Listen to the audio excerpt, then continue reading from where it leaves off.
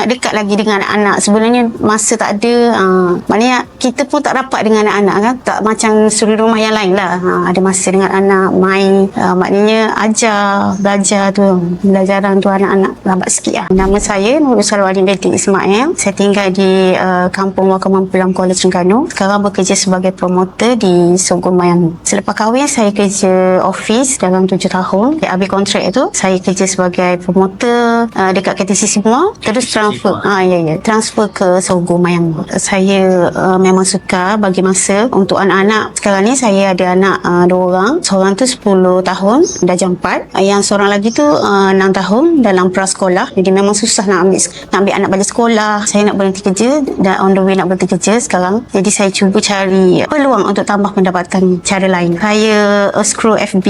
Sebelum ni lah saya memang nak cari peluang pendapatan secara online. Senang sambil-sambil kita pantau anak-anak kita ambil sekolah semua, kita boleh jual online. Jadi saya pun try scroll FB.